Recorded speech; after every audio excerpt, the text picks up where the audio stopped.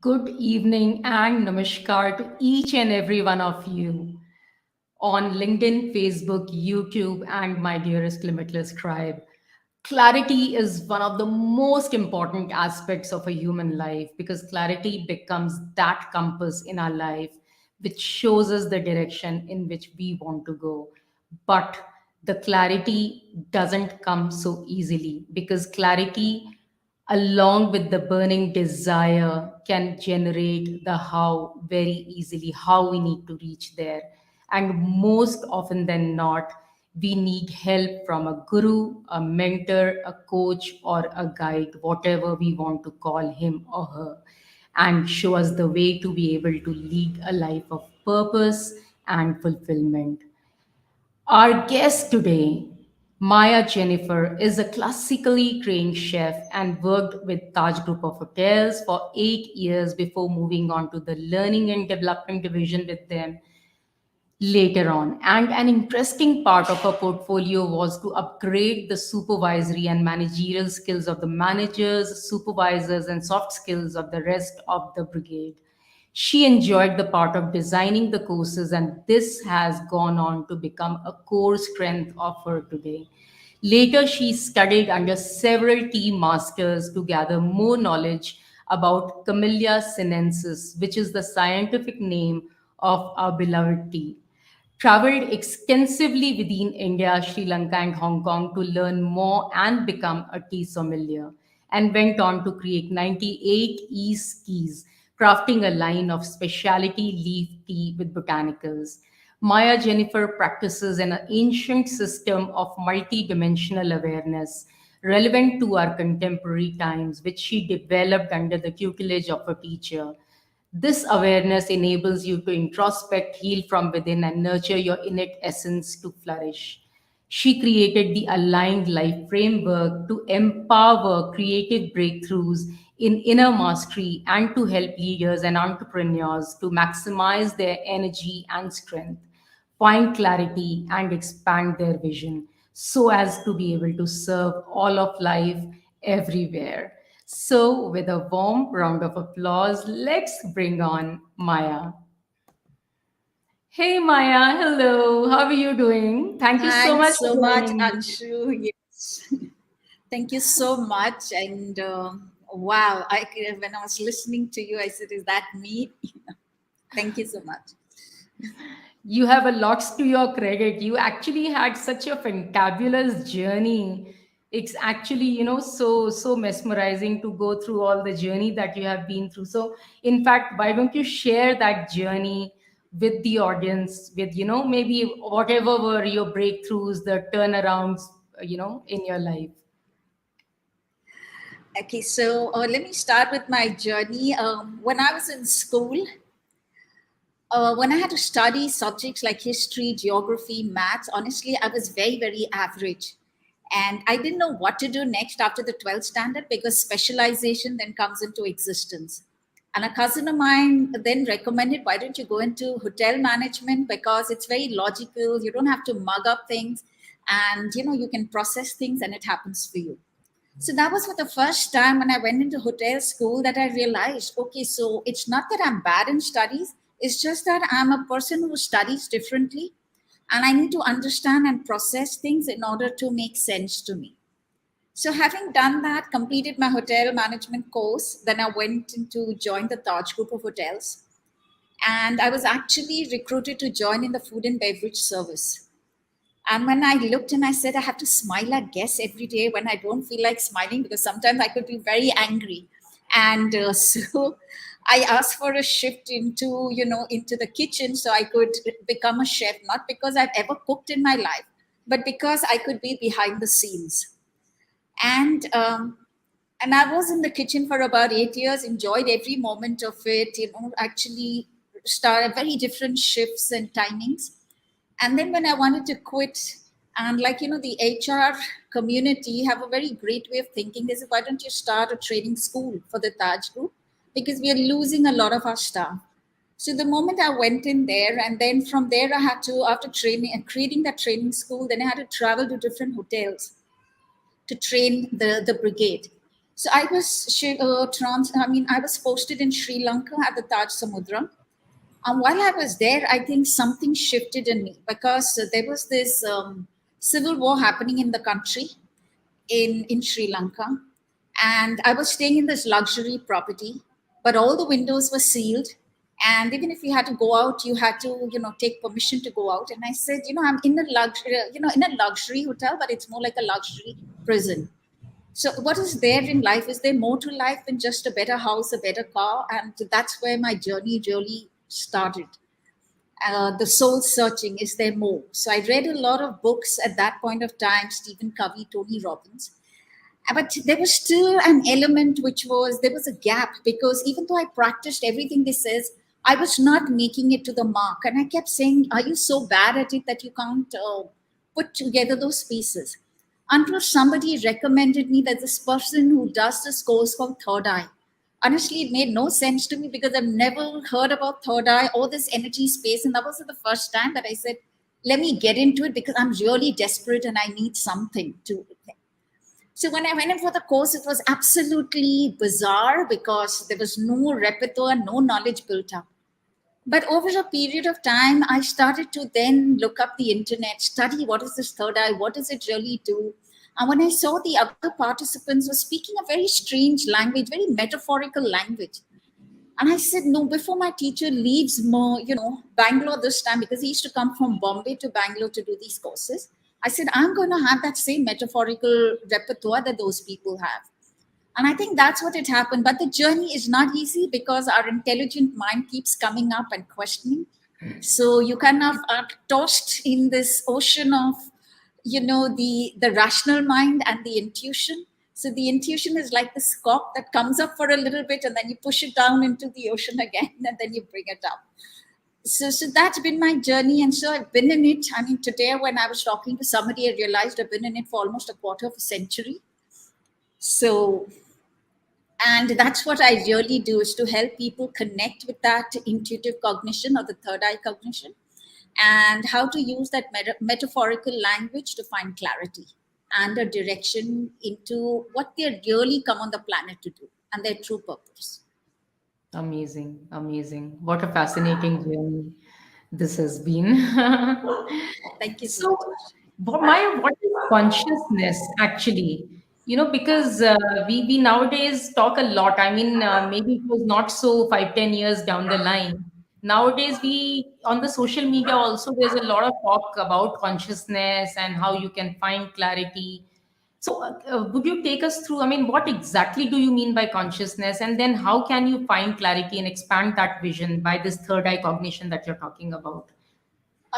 Brilliant question, Anshu. So, while I had a teacher, and my teacher passed away in about 2006, and I continued his work for a while. And then I got disillusioned with it because it became very difficult to talk to people about it. And, a lot of people called my work mumbo jumbo. And since my rational mind was still very strong, I didn't know how to handle it because I knew I'm producing result, but there's a reality which seems like without it also people are producing result.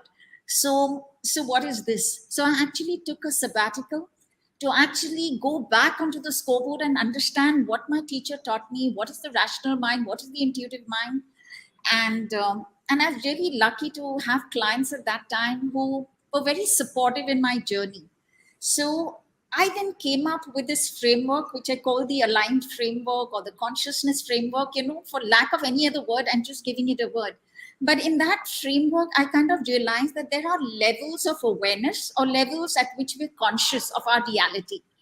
So the first reality that happens for all of us, it always starts with confusion and clutter because we are so locked into what we want and we want it our way. And it's not always that things will happen our way and we need to let go. So that any kind of consciousness is to first realize that I'm in a state of clutter and I don't want to let go. And so then what happens here? So just to give you an example of what happens here. Now I was searching for an apartment in about 2012. I had just sold my apartment. I had money in the bank. So I just had to write out a check, no loan, nothing needed. I saw 140 apartments. not one was up to my liking. So I was so frustrated. So that night before going to bed, I said, Universe, please help me, literally with joined hands. And you know what was the answer? Let go of everything you dislike. And what I disliked was a dustbin, because I remember in my growing up years, there was this huge big dustbin close to the house where we lived. And in Bombay, every time I would enter this road, which is called the 16th Road in Santa Cruz, there was a dustbin at the top. And I remember every time I would drive past, I'd say, I never want to stay on this road. And when I sold my apartment, I didn't have a place to stay. So a friend of mine says, okay, you can stay in this apartment, which is lying vacant of mine. And it was right on 16th Road with the dustbin in the beginning. And when I knew that the universe was telling me to let go everything I dislike, I had to start with the dustbin. So that's where the state of clutter starts. And then it moves into the state of innovation, because then I'm saying, okay, universe, like I came into a state of desperation and said, I'm willing to do whatever you tell me.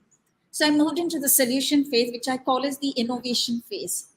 So my consciousness, which was like almost about 14 to 20 thoughts a second rolling inside my head, now moved between 8 to 13 thoughts a second. So I'm kind of asking, okay, now I let go. And I began, then the insight started coming in as to what I hated. So I moved from a clutter state into an innovation state, where the number of thoughts kind of dropped down. So from a beta state of awareness, I moved into an alpha state of awareness. And that's how I started getting clarity. And then I probably wrote an intention at that time, a 2-bedroom house with a terrace garden and a wraparound balcony. And I never gave it a thought when I wrote it down.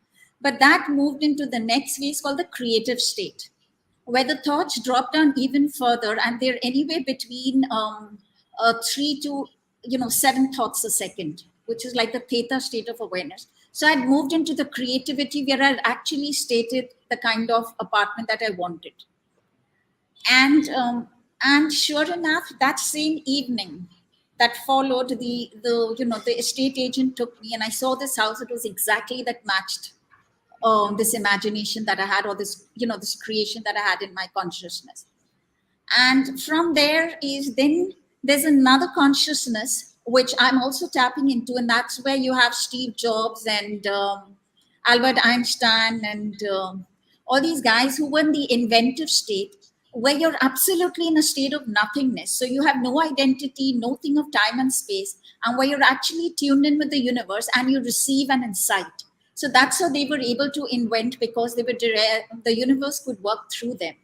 And that's between 1 to 2 thoughts a second. So that's in an absolute thing. So that's what I call as consciousness. And that's the journey which I take my clients through and I use for myself in order to understand where am I. So it's either a state of mind, or it could be a stage of consciousness. A state or a stage, both are possible. So I hope Amazing. that answers your question. Happy to answer. Absolutely. What is third eye cognition, and how do you actually, achieve? Is it achievable for anyone? Because see, in earlier times, it was achievable for people who used to do these sadhanas and long meditations and everything. Is it possible for people, ordinary people like us?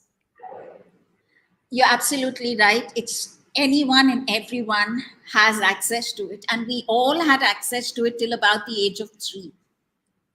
So, and I'll tell you how we lose it. For example, Anshu, you have a daughter. Now, when she would be drawing a black dot and she'll say, this is a cat.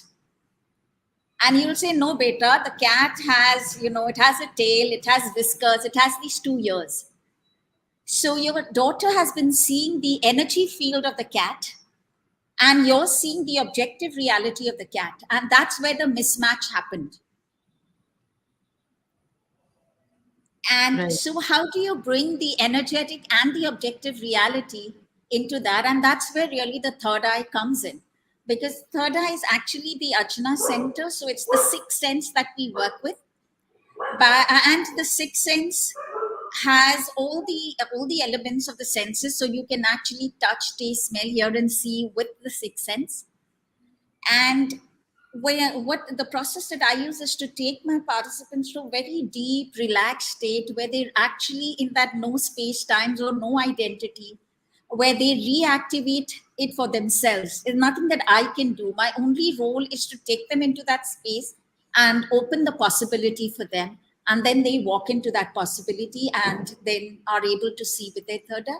And then we've developed tools and techniques along the way to use it, to make it relevant to everyday life, basically.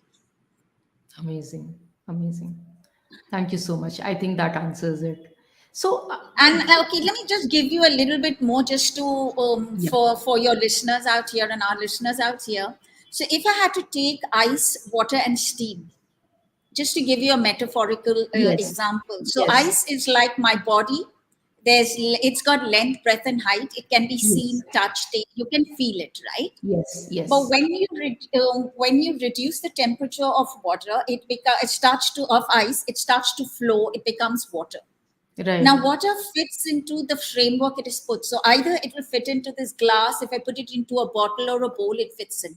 So the Yes. human mind is exactly like water. It fits into all these different frameworks. So therefore, we have all these filters with which we listen to Right. people and realities, or when we read things.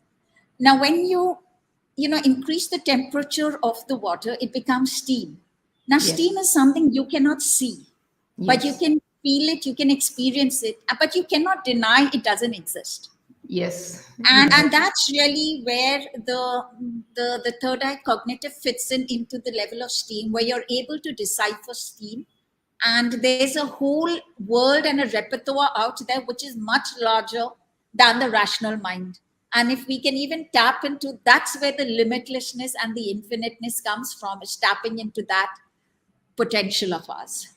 Yes. Absolutely. Thank you. That was a brilliant metaphor, actually.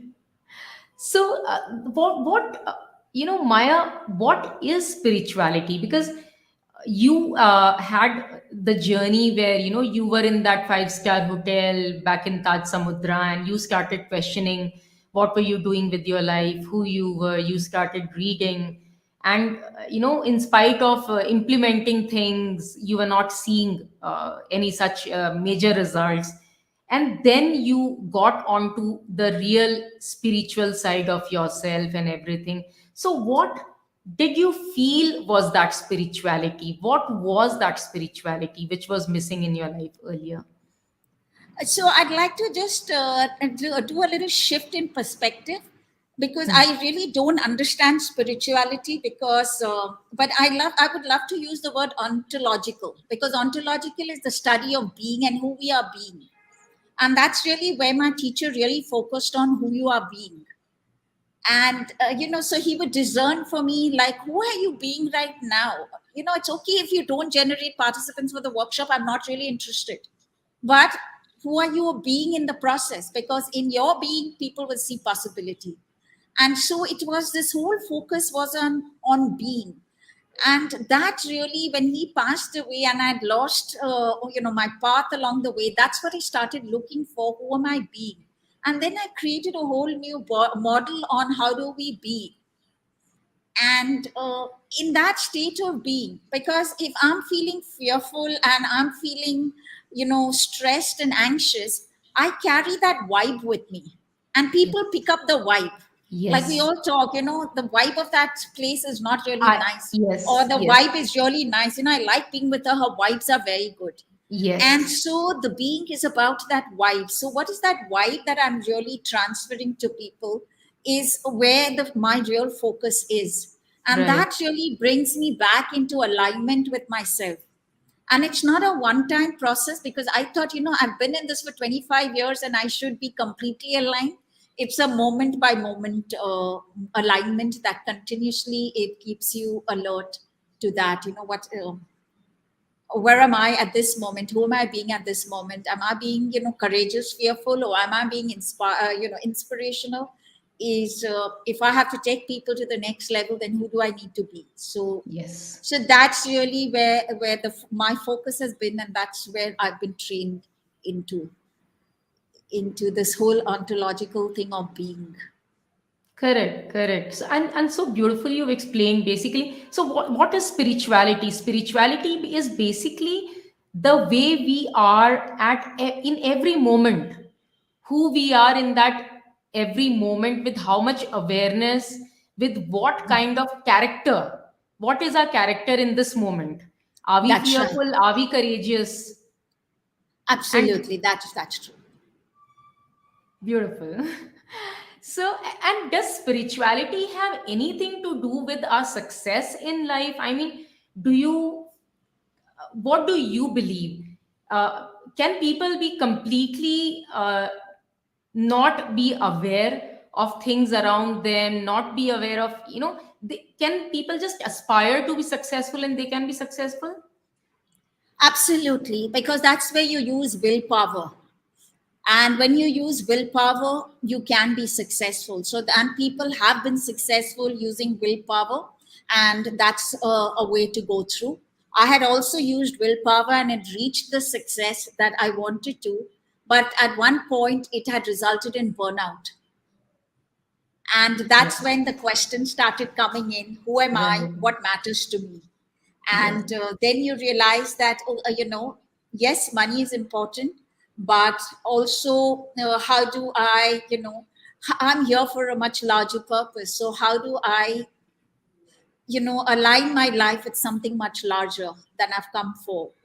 And so then you begin to think, and so you can live without knowing who you are because you use your willpower. But you can also, a point comes in everybody's life, it's just a function of time, Right. that the switchover will happen because you're so successful, you've used your mind, but there's a burnout. And then you start asking the question, who am I? What matters? And that's where people start moving into alternate paths of living. Lovely. Yes, that makes sense. What is the right way of setting objectives and goals in your life? Okay, so when you're using, if you're using willpower, then you come from the strategy. You say, okay, this is our vision, and this is what we want to accomplish, and then you start working towards that. If we are coming from the ontological or the state of being, we first focus on the state of mind and the stack of feelings. So, who am I being? What is my story? And from there, I then build up a strategy. So, what does the universe want to express through me? What are my state of mind?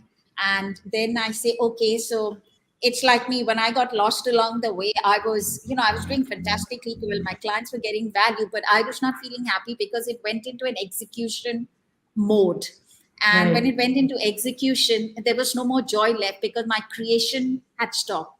So now I Right. make sure that I include my creative capabilities and my execution capabilities into that. And so first I always focus on who am I being. And Mhm. if there's any blocks to who am I being, I first clear all those filters, just like I shared with you about getting the apartment. I get myself into the state. And then from the state, look, what goal would I like, what's in the state, what goal would I like to accomplish?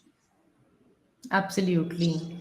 So basically, it's about I think setting goals should always come from a place where you decipher who do you want to become.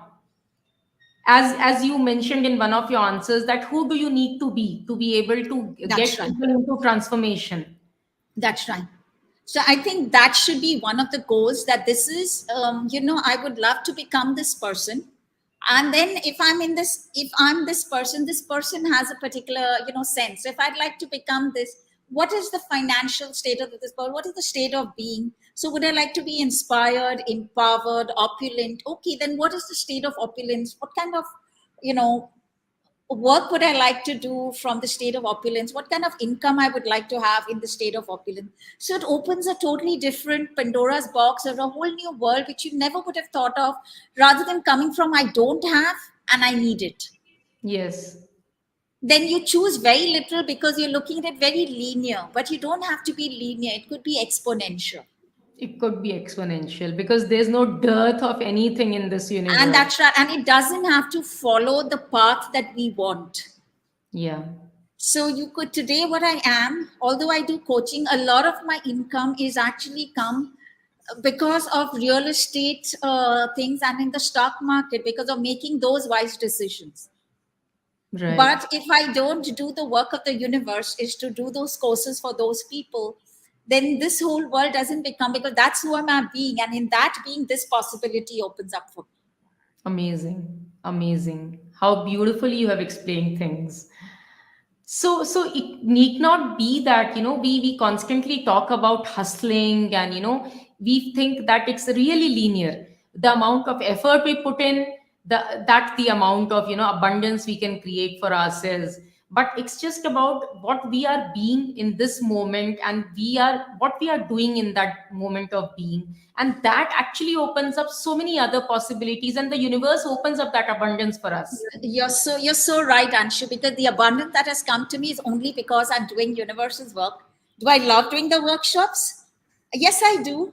But there's a lot of things I don't like about it, but I've committed to it. So I bring in that being in order to do it. And the universe knows that, it's a very erratic world, because it's, you can't push to say, I'm going to sell so many courses today, I'm going to have so many people do it. And the Yes. universe knows it. And when Yes. I was trying to push it for the numbers, I failed miserably. And it took me 6 years to recover. And Right. then the universe is saying, but I've lined up another way of where you can earn income. So don't look at earning income from the courses. I've Yes. got Yes. these two other verticals for you to earn income, and I've got infinite more. Why did you listen? Right. Right. But we're so stuck into, I have to get it only this way. Yes. And Yes. that's where I become limited. And since your whole context is about limitlessness, I need to let go that there's only one way of getting income. Yes. Absolutely. Absolutely. Because the universe has infinite ways. I just need to do what I need to do, and those other pathways would show up. And that is the way you attract grace in your life, basically. When you kind of let Actually, you go. don't attract grace, you need to be in the state of grace. Because only grace attracts grace.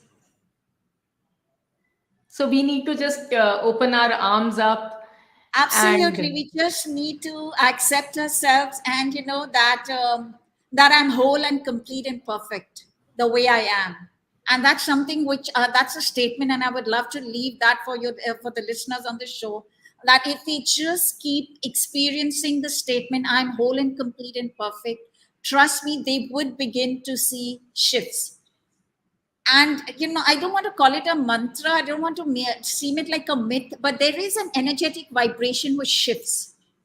And that vibration, like for example, yesterday, because I was traveling to Goa, and I decided to change my tickets because of certain different elements that came in. And when I went to return my ticket, I saw that I was only going to get some 500 rupee refund. And I said, Mhm. this can't be, because I booked on a business ticket, and actually I should, get 4,500 and not only a thing. But I saw myself getting into that state of limited, no, I'm losing money. And, all those conversations started. So I just closed the lid of my laptop, and I sat for a couple of moments, and I just kept saying, I'm whole and complete and perfect. Whatever's happening is also whole and complete and perfect. Couple of minutes later, I opened the laptop to do some other work. But I said, okay, just let me go in there. And exactly that was it. There was some glitch in their system. When I went in, they said, no, your refund is 4,500 and you're only losing 500 rupees. So that's where, when you start experiencing that state, so when I was coming from a lack, a consciousness of lack, I was seeing that. So grace is actually coming from the state of grace, then you attract grace.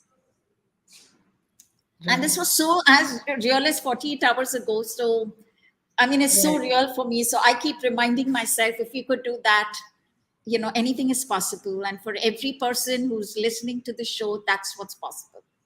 Yes. I agree. Totally agree. People talk about magic, actually, I also, keep seeing such magics in our life, where you maybe book, something, and you get upgraded. That is again grace, because of your state of being, where That's right. you don't expect things that happen to you, unexpected things happen to you. A sudden phone call will come in, giving you some amazing news, and so many things. So, what is magic? This is magic. Grace is that magic. That's right. You're absolutely right, Anshu. It's when you're in that state of being, because you're so tuned in with the universe, that the universe is opening the possibilities for you. Yes. What are Maya? What are chakras, and how can they be cleansed and healed? That's a very powerful question. So when you're talking about chakras, now it moves away from the body, it moves away from your mind, and it moves into your energy centers. Right. So as human beings, I mean, if you go through any research on the internet, they'll tell you that we are basically energy beings. Right. 99.99% of us is energy. And it's just that 0.001 is the objective reality as we see the body and everything else. But our focus is so much on the objective reality and not really on the energy. And what Correct. really energizes us is, we have these 7 energy centers in the body. Right. So the Right. chakras are basically spinning energy wheels. And they're exactly like, I don't think if anybody's looked at it this way, but they're like the traffic lights at the signal. So when you're in a very disturbed state, the lower 3 chakras are very active. So, the root center, the reproductive, and the solar plexus. I'm there. I'm there. You're Go there? ahead. Okay. So the lower 3 chakras are very active, but when you're in a very expressed state, then you have the upper 3 centers, that is from the throat, the forehead, and the crown. They're very active. So you know exactly if Mhm. you tune into your body, and if you're in a state of fear, you will see, they say, I feel a churning sensation in my stomach, I'm feeling a discomfort. But when you're in Right. a high state, you'll notice that you feel high in the head. You say, I feel light in the head. So those are some of Right. the expressions that really happen. Right. So those energy centers are actually guiding us to tell us whether our state of being really. Are we being in the survival? That's the lower 3 centers, or are we being in the state of expression? That's the Mm-hmm. 3 centers, and Mm-hmm. that's really what it does. And to answer your second question as to how you can cleanse them, so I do something which I call as a sea spa, centering spa, on the third Wednesday of every month. So it's open to all the listeners on this show, and they can just sign up. It's totally free. So where the whole mission is actually to help people to raise their consciousness and their awareness, and expand, like we're talking about, expand their vision, and how they can think expansive. And the only way is when we can work on each of the energy centers and keep building up their consciousness. So at some point we're only operating on the higher levels of consciousness, and even if we dip, the speed with which we come up to the higher levels thing is within a fraction of a second. Now it's on the go. So it's very critical to continuously keep those centers in higher vibrational state. And um, and yes, and so therefore it's important if someone can take time out on once a week or twice a week to actually work on restoring those energy, bringing them into balance. Okay. So it's not required every single day to work on, everything. Okay, yeah, you bang on, you hit on this, Anshu, and I keep telling this to my clients. When you do it every single day, what happens is you're continuously making yourself feel, oh, my chakras are not clean, I need to clean them. And if I haven't cleaned my chakras today, therefore the ABCD is happening. So it is to go by your state of being. What are you feeling? If you feel the need for it, yes, do it. But don't Mm-hmm. make it a ritual. Don't Okay. make it a have to. Right. Because when you make it a have to, then you're constantly reinforcing what you don't want to reinforce. Right. Right. So you've Absolutely. got to start listening to your inner self, listening to what your body, because your body communicates a lot. And if there's a lot Mhm. of disturbance, like when I'm feeling very disturbed, then I definitely do a meditation. But if in a Right. high state, I constantly look at how to lift my vibrations higher. Right. So one Absolutely. needs to be able to play around and understand what one is feeling. So that's so important. And Right. based on that feeling, then you choose a technique or a modality that helps you to lift your vibrations. Lovely. Makes sense to me. So we also coming back to your role as a tea sommelier. I checked out your 98 East tea and it looked really yum and everything. So, but we keep hearing nowadays that tea is bad for health, creates acidity, burnout. What did you discover as a tea sommelier really about the tea? He touched a question which is really close to my heart, and that became a mission. And I'm still trying to find out, the plan in the whole thing. But yes, what I discovered when I was on my sabbatical, I struggled to get into a mindful state, into a state of peace and calm. I saw my clients also struggle, and I was already a chef and a hospitality educator, and I said, how can I bring in the world of my chef, my coaching into this space? And when I was in my sabbatical, I used to sit in Starbucks and I used to keep browsing what's happening, and then I came across this world of tea, which is very big in the United States and in Europe, but not so. In India, it's more about chai and not tea. So in a Right. moment, I'll come to the difference between the two. But what intrigued me was, there was in one of the articles I read that the Tibetan monks had been drinking tea for thousands of years to maintain relaxed alertness during their long hours of meditation. So Right. as I followed that thread to find out what is in tea that allowed them to remain relaxed and Mm-hmm. alert. You can be Mm-hmm. alert, but you can be very anxious. So Right. what was it? So tea is the only plant in the plant kingdom that has a chemical called L-theanine, which Mm-hmm. helps you to relax. And it's also got caffeine. So the caffeine gives you the alertness, and the L-theanine helps you to relax. So the combination is what helps a relaxed alertness. So that's what's really tea. Now, what we confuse chai, because I keep correcting one of my clients who said, I'm getting acidity exactly like you because of tea. I said, no, you're drinking chai, and chai is giving you the acidity, not tea. So, tea is really the Camellia Sinensis, which is the pure leaves. There's nothing added to it besides other botanicals. Right. Right. Okay. Whereas chai is when we add milk to it, we add sugar Milk. to it, Yes. and we do it. Now that also in itself, because I do make chai and I've not had an acidity issue, because at times I drink a lot of chai. Again, it's the quality of the particular, for tea they use a process called CTC. So that's cut, tear, and curl. So the leaves are actually bruised completely through spikes in the machine. They're Mm-hmm. torn, so they go through a lot of pain because you're Mm-hmm. releasing all their fluids, Mm-hmm. and then you're literally tearing it. So you're crushing them, tearing them, and then you're putting it through heat and curling them. So you call them the dana wala chai. Yes. So Yes. you can imagine the pain that the tea is going through, and you're actually consuming Then that. drinking that. Right. Right. Whereas the other, your green tea and your whole leaf brown tea, which they call orthodox tea, is actually pure leaves which are plucked out, then they're fermented if they are, the orthodox, or the black tea, and then they're just dried in the oven. So there's no bruising happening to them. They're going through a natural process. Right.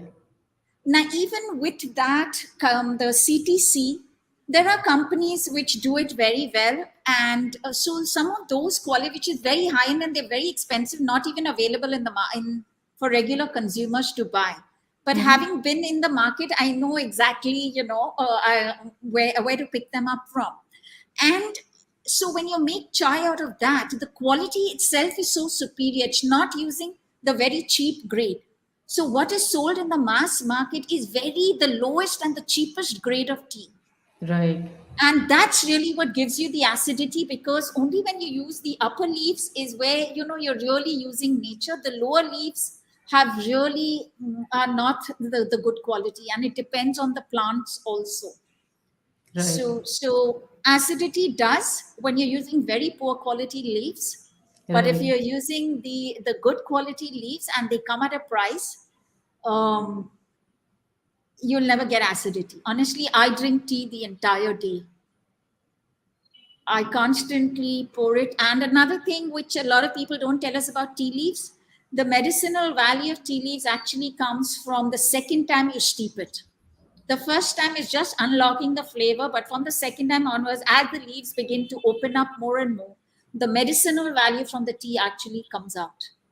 Amazing.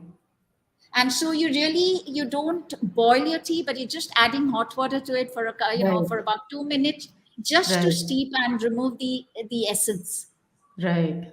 Whereas the one which gives you acidity, you're actually boiling it. You're literally Yes. just Yes. destroying all the minerals and all the good. goodness in the tea. Right, right. So So I hope that that answers means, your yes, question. absolutely, absolutely. So that means green tea, black tea, all of this, no, nothing is really harmful till the time you're just keeping it by, pouring that boiled water rather than actually boiling it on the That's stove. right. And when I say black tea, I mean black leaf tea. Right, black And leaf tea. not the, yeah, even the Danawala chai, also many companies are calling it leaf tea, but it's CTC. It is CTC, right. Yeah, so there's a difference between CTC and leaf. Right, absolutely. I agree. So, and can you actually, when you have that black or green tea, can you mix honey uh, or any sweetener to that apart from sugar? No, if not sugar, See, anything else? if you have really good quality tea, you'll get the flavor of the tea. You wouldn't want to add anything to it. Okay. But it's about developing a palate for it. Because we're Yeah. so used to having sugar. So for a person, like even for me, initially when I went into tea, I said, this is all crap. And in order to be able to, because I knew the value of it, so then I started making blends and adding hibiscus and rose Yes. petals so that I Yeah. can bring in the thing. So you can do that, but avoid adding anything that is non-botanical. Like honey is non-botanical, Right. so anything that is or it belongs to a different class of botanical, I meant by herbs and flowers and stuff Yes. like that. Yes. Yes. Got it. Got it. Thank you for answering that. I think that's an important thing to know because it's a chai drinking nation, and people really need to know why that acidity is, happening to them.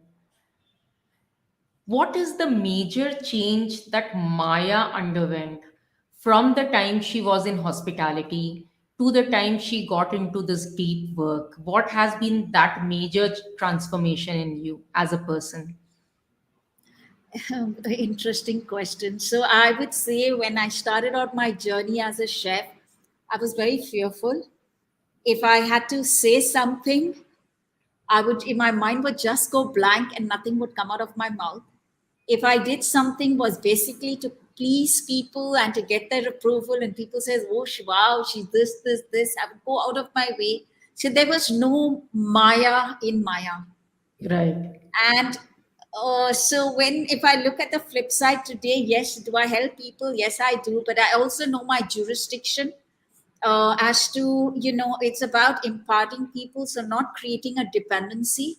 Mhm. And am I able to express my vulnerabilities? Yes, absolutely, with ease. Where in context, I'm able to kind of do that. And yeah, I think so. That's really been the shift. Do I need approval of people? Do I need to please them? No. But do I need to be, do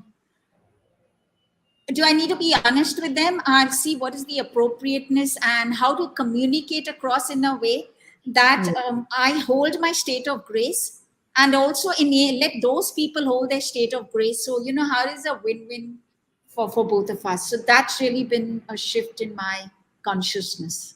I think that's a major, major shift. Holding your own grace and letting the other person hold their own grace and still being honest. That's I right. think that's Yeah. a major, major achievement. So If all of us can do that, world would be a completely different place altogether. I we're think getting there, Anshu. It's just a matter of time, I believe, because at one point, I believe that all of us are whole, complete, and perfect. And it's yes, just for us to consciously realize that. And there's a lot of great work happening on the planet. yes, So we will get there. yes, we will, for We will. sure. Especially people like you are doing the Limitless show, and lots of other people like you doing these great shows, and people like us who are not the show kind, but you get us out of our shell to come out there and speak. Right, absolutely, absolutely. And Honestly, this is I'm one of so my first time that I've ever come out and said yes to somebody. I've never, so that I think, thank you. I'm sure you brought on my limitlessness. I'm so glad that I did so. You are doing, actually, you have done so much of amazing work on yourself, and you are doing it with your mentees and everything. And I really loved your journey, basically. So I think, it was really meant for you to be here. So, Maya, you already spoke about limitlessness, but what exactly does it mean to you? When I say the word limitless, what comes to your mind the first thing? Okay, can I share with you an incident here? This happened to me a long time ago, and I'll just give it. This is in the context. So I was working then, and I had this question. Because I had to make a decision because I realized I wasn't growing anymore. I had reached whatever I had to in the organization. So I said, so I asked the universe when I went inside into my inner space, and I said, show me the picture of my life right now. And then I just saw it was this scene of Egypt, where you had these pyramids, the slaves, the slave drivers, and the slave masters. The slave drivers and the whip. So this was Right. the image which kind of came to me, and I said, if I leave my this whole employee consciousness and I go out and explore, what does life look like? And then I Hmm. saw this bird flying in the sky, and it was just limitless, that freedom. And honestly, I don't know what got into me. A couple of days later, actually, there was this heads of department meeting, and then all of us were told that if you don't bring in the numbers, your appraisals are going to get affected, and then your increments and everything. So I put all of the pieces together. Oh, suddenly they're all slaves. The appraisal is the whip, and Yes. the boss is the slave driver. And I Yes. cannot. Within a flash, 48 hours later, I saw myself giving in my resignation. And ever since, it's been totally with the unknown. Yes, it's very frightening, but you always kind of bringing yourself back, reminding yourself of that. And so that's really the limitlessness. And with having the third eye cognition, because it connects you with an entire, an infinite dimension of knowledge, which is otherwise we're not privy to. That's really where our highest potential and limitlessness comes. And it's all about letting go. It's like recently when I did a meditation to say what's next for me, and I got what got you here won't get you there. And I thought, oh, third eye, and I've got it all. And I realized, no, you've got to let it whole thing go. And it's not easy, but then you say, okay, let me take this leap of faith again, and let it go, and let me see what next unfolds. So honestly, I'm in that process right now. Amazing. I mean, uh, I think, it's never about being in that comfort zone that I have arrived at any point. It's no, always that's about getting out of that comfort zone and getting into the unknown territory and becoming uncomfortable again and letting go whatever made you That's right. comfortable. It's like the chrysalis state. That's the way it's pronounced. So you're always in the state from caterpillar to butterfly, and it's a Yeah. continuous journey. They're all just milestones. Every time you become a butterfly, let go of it all. The next process. And it Yes. was very late that I realized it. That I said, I'm arrived. Why do I still have problems? I should Yeah. not have. But unless Right. I have, because I noticed all the clients that I really come to me come with like, oh my God, this is what I went through some time ago. So is that what I went through? So you realize the experience is what really is what you take with you. Right. Absolutely. And just keep moving, keep moving, keep moving. I mean, till the That's time you right. are on this earth. Yes. That's right. Because one of the things I'll just share with you, Anshu, which I was sharing today, is the second death anniversary of my nephew, who was 28 years old, and he passed away, when he went for a swim into the ocean. The Mhm. tide was very strong. But one message he left me with, he says, Auntie Jennifer, I couldn't take anything with me, not even my body. And he says, only my experiences. And that's something which I want to leave the listeners with. Like, focus on the experiences, because that's all that you can take with you. Yes. And whatever we have, the money we have, is just for those experiences. It's not to hoard it, it's not to think. Yes. Yes. The wealth we have, the house we have, they're all means for certain experiences based on what is Experiences. our karmas and our purpose on the planet. So Yes. that's really, people should just focus, because my experience will tell me what I'm experiencing, and it'll pull me in the direction of a better experience. I continuously keep pulling myself up to those experiences, because that's only which I can take back with me. Yeah, that this is one of the phenomenal things. I mean, we keep need to keep reiterating in our minds because we tend to keep forgetting this. Whenever someone dies, for a moment, we actually sit back and think, and then next moment we forget, and we That's right. start behaving as if we are here forever, we are That's immortals. right. Other people died, but probably I never Yeah, will. that's true. That's true.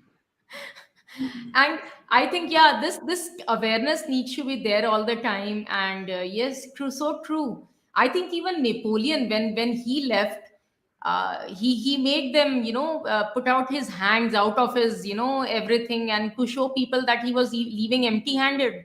He didn't have True. anything that he could carry. That's right. That's right. So Right. that was very, and I keep reminding myself, though I'm also guilty of forgetting it. But days like this bring back that, and try to say, okay, what experience do you want to take and leave people with? So, Yeah, so true.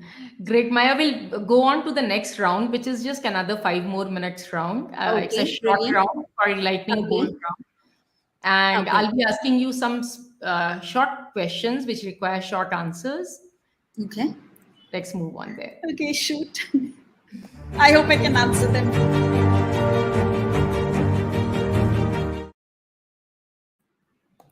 Okay. So, what were the three different learnings that you had from your role into hospitality, then as a tea sommelier, and now as an ontological coach? The three different learnings from all the three different areas. So in cooking, I realized that you have to have the right ingredients, add them at the right time and at the right temperature, and cook it. So that was my cooking experience.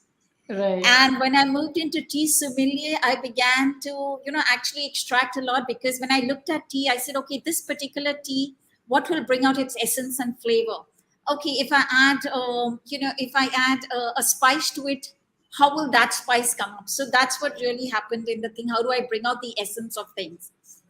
And when it came into the ontological coaching part, it again became, how do I bring out the being in people?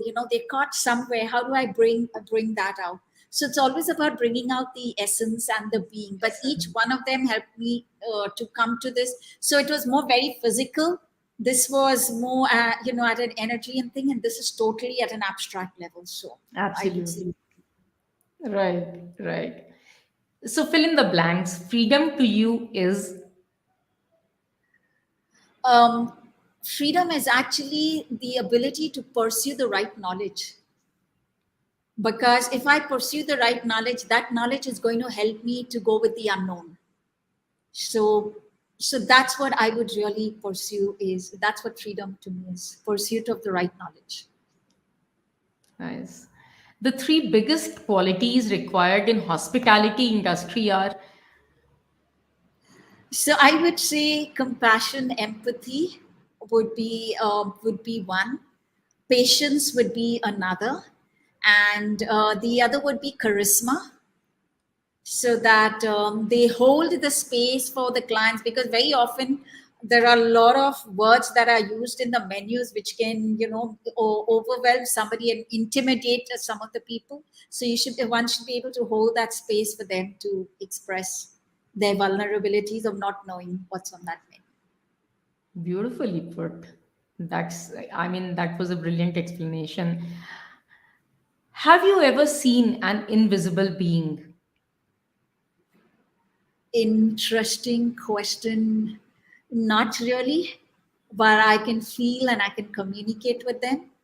And yeah, but I may have, but they're so at an energy level that they're almost like nothing. But yeah, but not in a physical form, for sure, Right. or not like an apparition or something. No, nothing like that.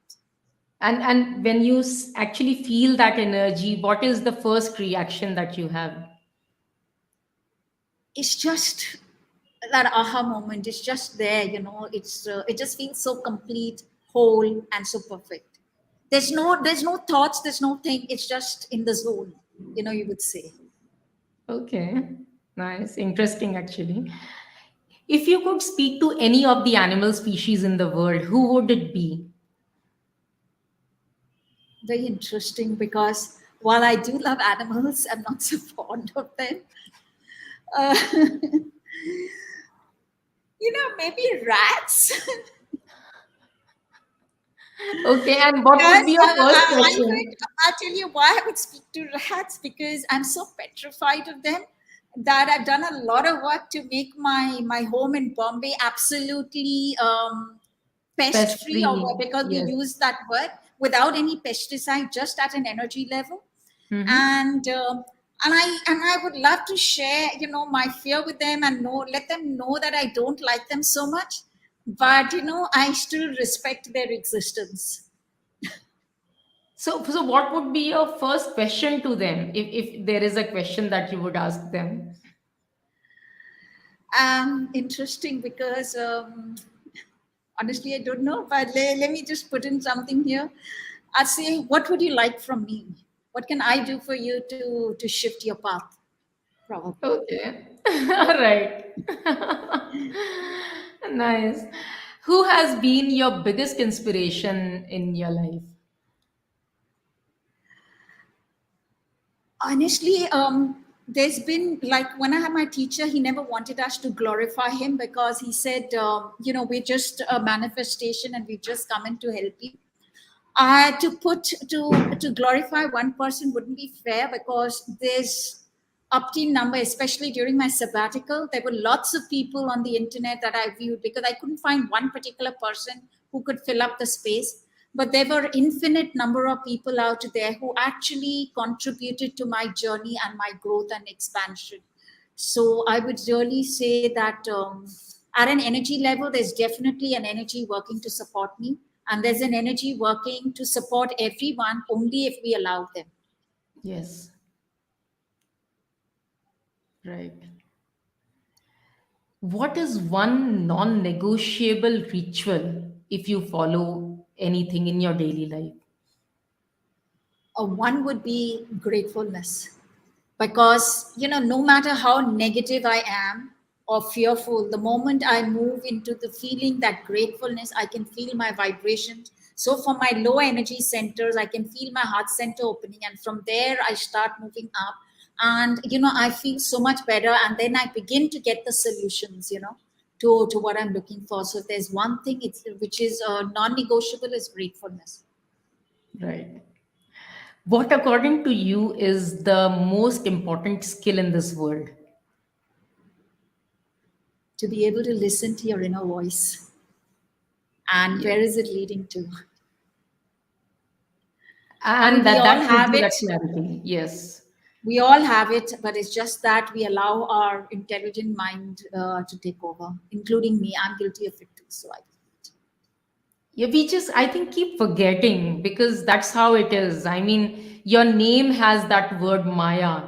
So Maya keeps us, in the darkness, tries to keep us in the darkness, but we need to keep lighting the candle of, I think, awareness actually, constantly. what happened? So Maya was given to me by my teacher.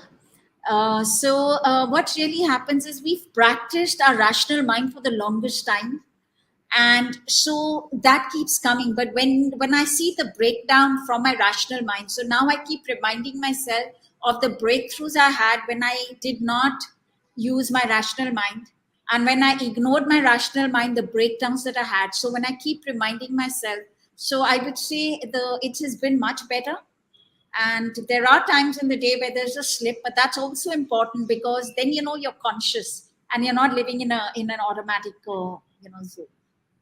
Right. What advice would you give to your younger self at 21? Interesting. Interesting question. What would I give myself to the at 21 if I had to go back? I would probably say, listen to your inner voice. You know, it's telling you something. Just listen. Because I've paid heavy prices, really heavy prices, and I wouldn't want my 21-year-old to go through it again. Beautiful. And the last one, what is your most favorite pastime? What do you love doing in your free time? Oh, I love to research. I figure out where, what is the next thing that I would like to. I love to sit in silence. My go to place is I can sit for days with myself and my discomforts, my loneliness, and my joyous moments, and keep saying, "What's next? Where can I take this journey to? What is the next level?" So that's really my favorite pastime, and anything that allows me. So whether it's scouring the internet for research, scouring my own inner self and my thing for research. So that's what really is the that subtle world, that hunger there to decipher it even more. Right, right. And probably my one dream is to have a community where we're there, and we're looking at this large project where there are a couple of us, and we're just using that intuitive world, that whole thing to break through. Wow, that sounds really interesting. I definitely would be a part of it. Thank you so much. That'd be awesome. Thank you so much, Maya. I think Thanks, Anshu, and thanks for having so much of patience with me, through this whole thing. Thank you so much. not at all. And for Not, the opportunity for actually becoming limitless no, no. in Thank you in a so much medium for or a coming forum here. like this. Thank you Thank you so so much much. to you. And any last message that you want to leave the audience with? Start listening to that inner voice. When you're feeling the clutter, it's actually the struggle between your inner voice and your rational mind. Allow your inner voice to win. Amazing. Thank you. Thank Thank you. you, Maya. Yeah. Have a good Thank you night. so much, Anshu. Bye bye.